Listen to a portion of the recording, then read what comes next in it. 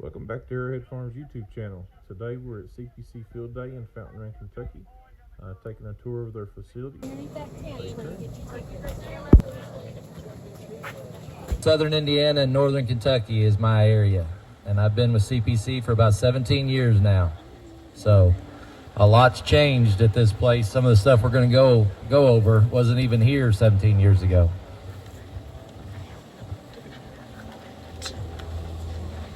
I've got a cheat sheet here with some details, sorry. So as we're coming in, this is what we call the new mill. The new mill was finished in 2012. It's about 550 feet long.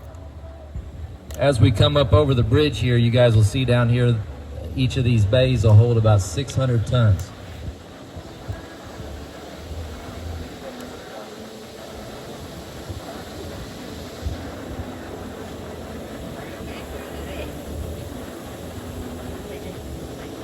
Yeah, we're gonna stop here in a second.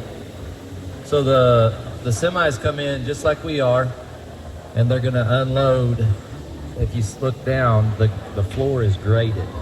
So they'll be told what bay to go over, they'll unload, the product goes down, and then the loaders come up and push it up in a pile, like you see here. So we try to be pretty energy efficient. Gravity's pretty much free most of the time. So this mill here will hold about 12,000 tons of product. When I say product, we're talking about raw ingredients: corn, soy hull pellets, gluten pellets, soybean meal, all the stuff it takes to make feed. The truck drivers or the loaders will come. It's like when they're making a feed ration, it's like baking a cake. If you guys look over here to my left, you see those two big white things? Those are the big mixers. So each one of those can mix about 10 to 12 ton at a time. And so the loader guys, they have a sheet on what their recipe is, what they're making. They come and get 200 pounds of this, 300 pounds of that, 500 pounds, put it in the mixer, bake a cake, goes in the feed truck, and then on to hopefully your all's farms. Any questions here about the new mill? What's the furthest that any ingredient comes from? Good question. She asked, what's the furthest that any ingredient comes from? And I can't remember what bay it is. So we carry a product called citrus pulp pellets, which you can imagine comes from Florida. So it's made from orange peels, and it smells like oranges. So we use it in a lot of dairy feeds. So it's a good source of fiber and some fat and protein. Good question. Okay.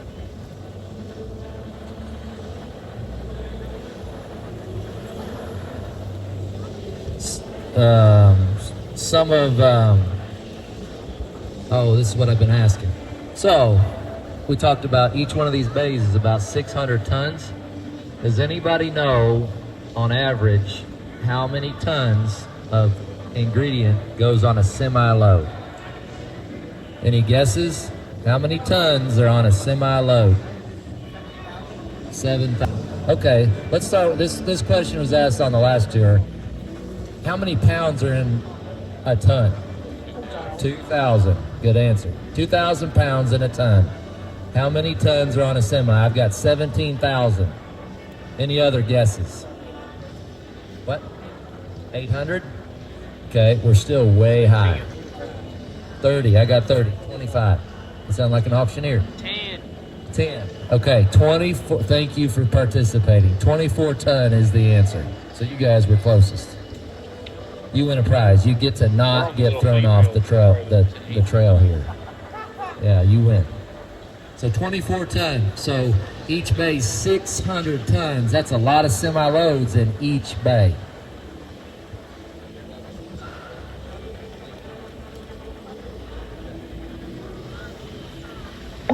So as we pull out here, if you guys look to my right, that other building, that's the old mill. The old mill, that was the first one built here. It was finished in the year 2000. It's about 400 feet long. and each of those bays is about 400 tons. So total capacity is 4,400 tons. So obviously when we built this one, let's make it a little bigger. Total storage capacity between those two mills, 16,000 tons. That's a lot of pounds, right?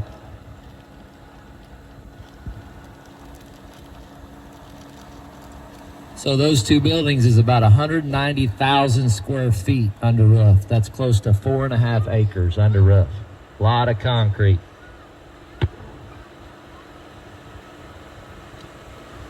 So total, we make about 600 tons of finished feed a day. The two mills runs 365 days a year, 24/7. I say 365, 364, because about the only time it doesn't run is today. And they'll start making feed here 4 or 5 o'clock this afternoon. So they run all night, run all day. And maybe Christmas Day, but they'll still make feed on Christmas Day, just not as much. We try to slow down a little bit. We unload on average at the mill 25 to 30 semi-loads a day of product. So there's a lot of trucks in and out. Truck drivers and trucks. So we have about 30 full-time truck drivers and approximately 25 bulk trucks. So you guys saw those as you came in. They're sitting out front of the mill. So each bulk truck can hold about 18 ton. There's 6 3-ton compartments on those trucks. So we can potentially service, one truck can go to 6 different customers. We have a 3-ton minimum. So as we come back here, we're going to talk about CPC Livestock, which is kind of what started all this. The old mill there was originally built to feed CPC's cattle. They keep about 25,000 head of feeder calves on hand all the time. They'll turn those cattle. We do the backgrounding process, which means we get them in, we get them healthy, vaccinate them, worm them, get them used to coming to feed. And that process takes somewhere between 90 and 120 days, so 3 to 4 months. And then they go on to the feed yard. So like I said, the feed mill was built to feed these cattle. We'll turn those cattle 3 or 4 times a year, which lets us run through this facility about 100,000 head of feeder calves a year. So a lot of cows come through here. So we're going to talk about this barn. This is the holding barn. It was built in 1998. I'm going to try not to get my legs chopped off here. So this facility here is just a staging barn. The cattle come in overnight and I'll hop off here. Cattle will come in overnight, and the capacity of this barn, we can keep about 1,500 head. There's, 15 or 20 different holding pens. You guys can see to the right here in the back corner, that's the processing facility, the chute.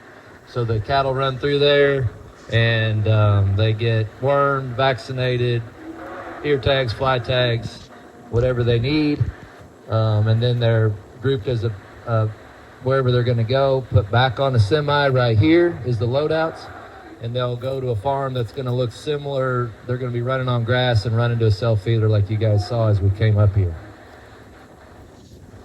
Any questions about the cow facility? Yep, so he's asking about the sorting, the crow's nest here. You guys see behind me here the circular figure in the middle there, and it's got the numbers on top. So it's a way to sort cattle safely. A guy stands in the middle, and each one of those little gaps has a little gate. So a couple cows at a time, and he can sort several different ways. So 400-pound heifers go this way, 500-pound steers go this way, and it just keeps everybody safe. Nobody's actually down in there, and it's better for the cattle, better for the guys that are working back here. So good question. Okay, we're ready.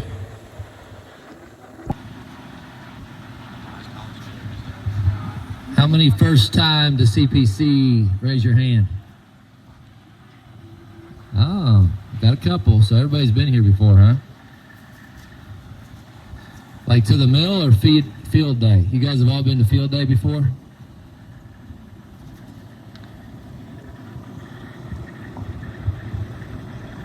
So we're gonna head back up towards the mill here. If you guys look at this addition that's right here to the right, so that's the pellet mill. So we put that in, 6 or 7 years ago, and we just recently put a new pellet mill and updated. The old capacity was we could make about 4 tons an hour of pellets.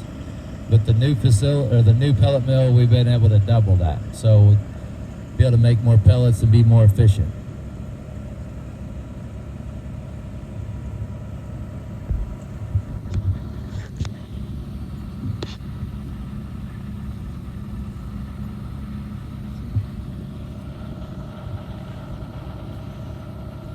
So I'll talk a little bit about kind of what all CPC has their hands on.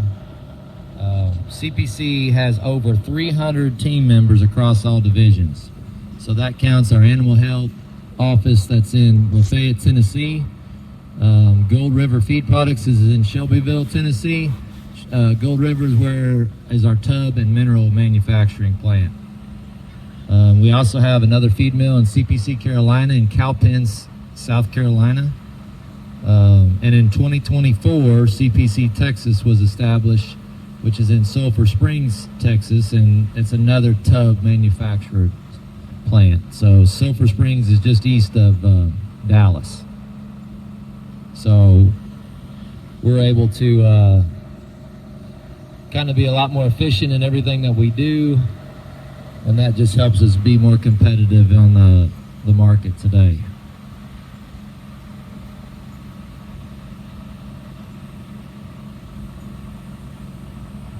Any other questions as we come back? We're going to come back in the mill and go out and go look at the grain facility. So as we come back through here, when we go back out the other side, we're going to go by our bagging facility. So CPC bags about 200 tons a day of bag feed. So the bag feed goes out to our 35 dealer stores that's kind of stretched out between Kentucky, Tennessee, and southern Indiana. Guess what? Thank you. I tell you what, you're going to get a prize before the day's out. Okay?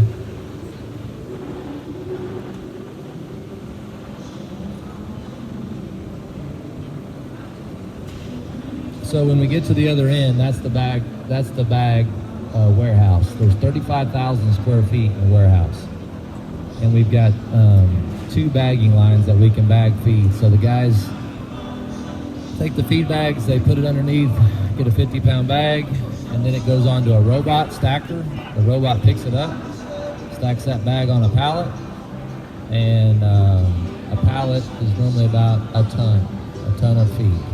So mathematics question: how many 50-pound bags are in a ton of feed? Any guesses in the back? I got one guess up here. Any math majors on here? We need to take our shoes off, count our toes. What'd you say? 40. We got 40 in the front, 40 in the back. You guys are both right.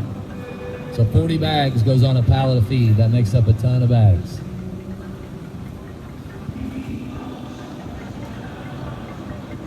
So also we talked about citrus pulp, the really white stuff right there. Those are, that's cottonseed. Anybody know where cottonseed would come from? What states? Mississippi, Arkansas, Southeast. So, and Georgia. You must be from Georgia. Oh, he's been there. Okay, can I have my sunglasses, please? Thank you. You're doing a great job, just so you know. This is the bag warehouse right here.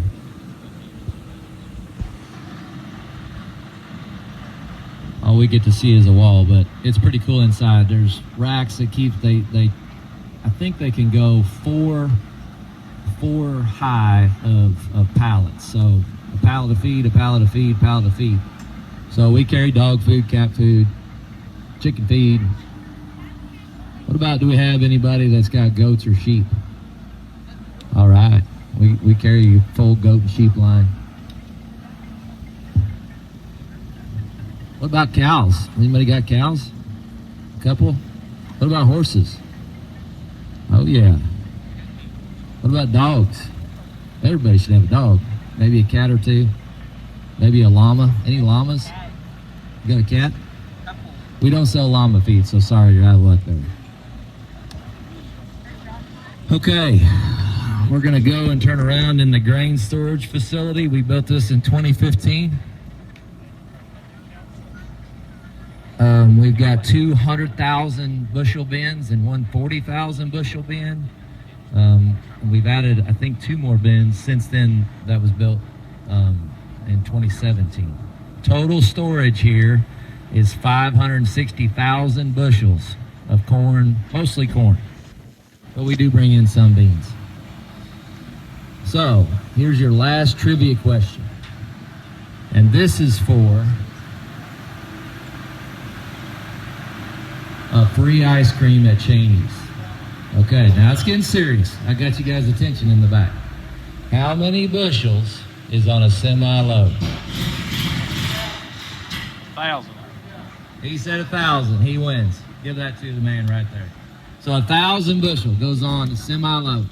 So 560,000 bushels is a lot of freaking semis. The semis come in like we came right there and over that grate. That's the pit.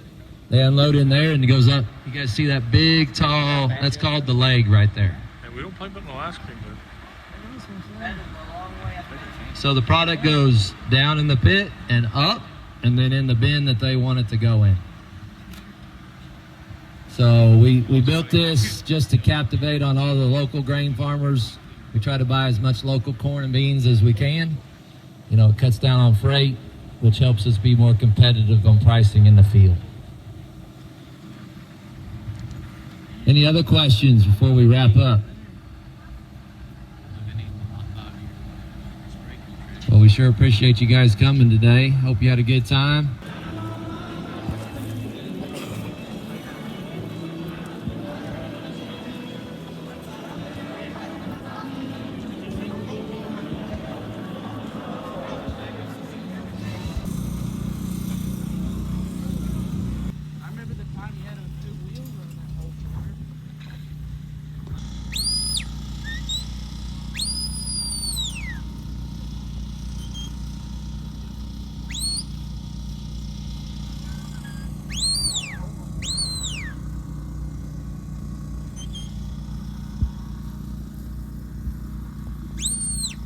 Lowe's 2.5, like I said.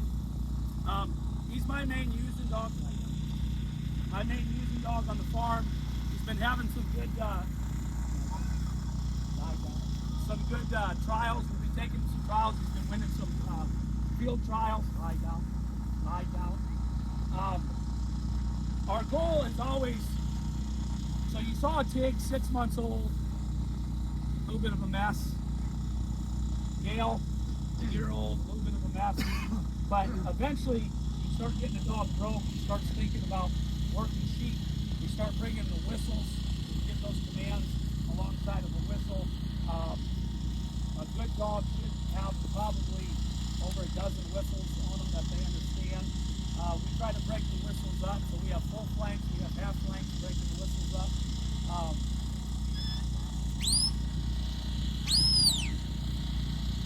So, in situations like this, where he's focused on these 4 sheep, lie down, I like to put a look back, because in competition you have to look back. Some people will just yell, look back to the dog. I put a buzz whistle on him, so if I buzz at him, he's going to turn around and look for more sheep.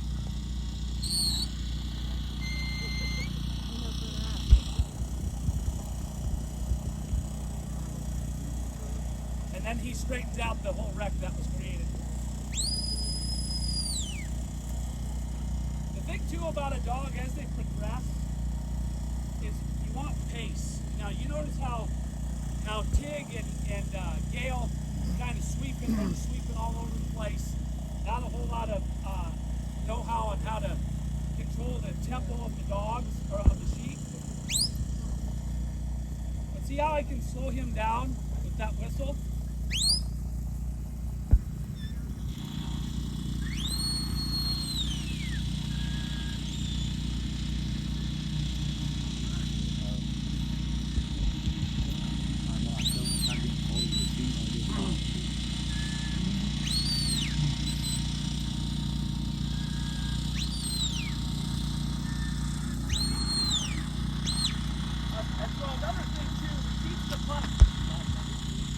teaching the pups to gather because that's their natural instinct. But you have to have a dog that will drive and cross drive. So you have to have a dog that will drive away from you.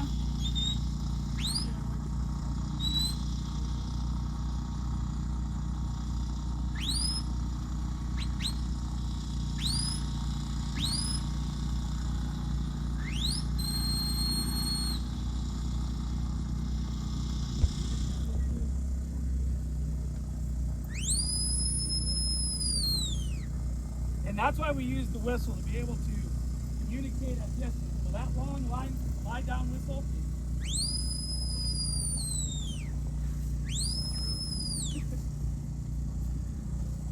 And see how the sheep are coming nice and calm? If you're a sheep farmer, for those of you that run livestock, cattle or sheep or whatever, you know that weight means money, right? So if I have a dog that's running sheep real hard, and that means I'm running weight off them. So natural pace and a dog that can lie down on command is a must.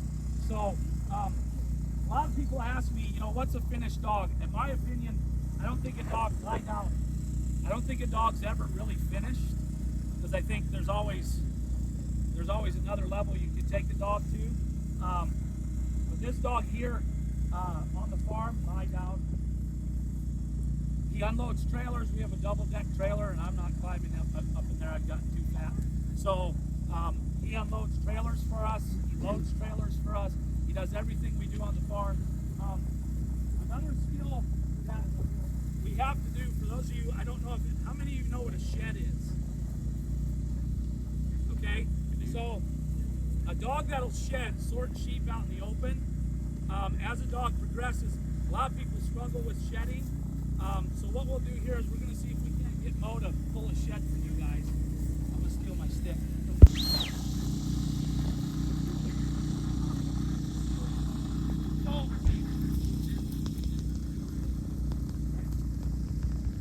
So the shed in a sheepdog trial is the greatest event.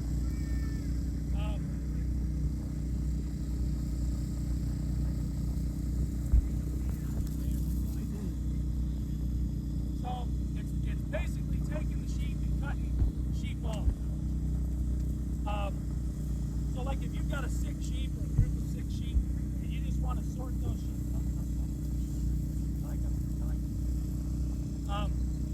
pulling a shed is one of those things a dog needs to learn how to do. So basically what you're going to do is you want to create a hole.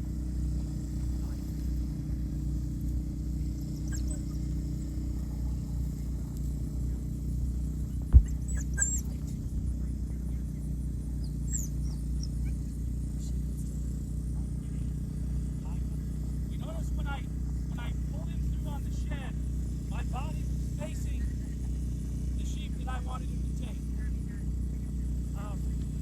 And you notice he's totally forgotten about this group of sheep. He's just focused on that group of sheep.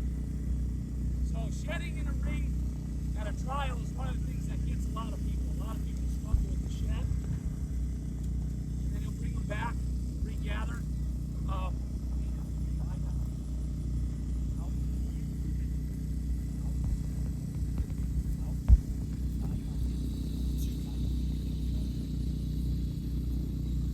That's basically what you want out of a working dog. A quick gather at distance, the ability to drive, cross drive, and shed. And the other thing too, you kind of be able to trust your dog. You notice how while I'm sitting here talking to you, he's kind of keeping the sheep to my feet. So you want a dog who kind of naturally, like you can trust. There's something like that Gale dog, that yearling dog, turning my back on her would probably be a really, really bad mistake. But with Mo, he's just working to keep the sheep at me. This is real handy if you don't have a working system at your farm, and you've got a doctor sheep, if he's bringing them in close to you, you can grab sheep, or if you have a crook, hey you, lie down there, lie down, lie down. It just makes it easy for you to doctor sheep out in the open. Lie down. Lie down. Here, this. Oh, and 10. Here. Hey.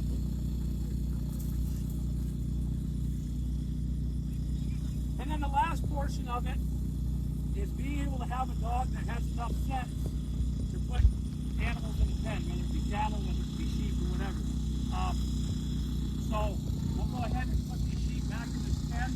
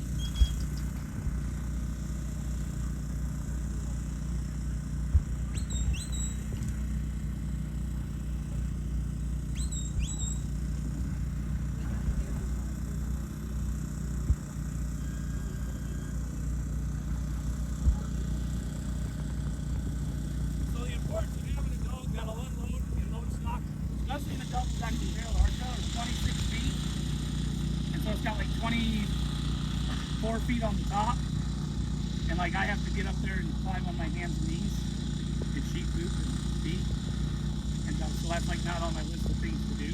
So we just send Mo up. We go to the sale barn and run load the sheep on our tires. And we send Mo up. He goes to the very end of the trailer, gathers everything, and brings it out down the ramp. So and he does that on the bottom too, because the bottom is the same distance. I'm not climbing on the bottom.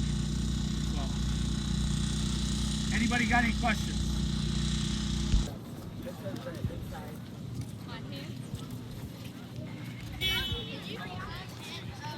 Answer the question.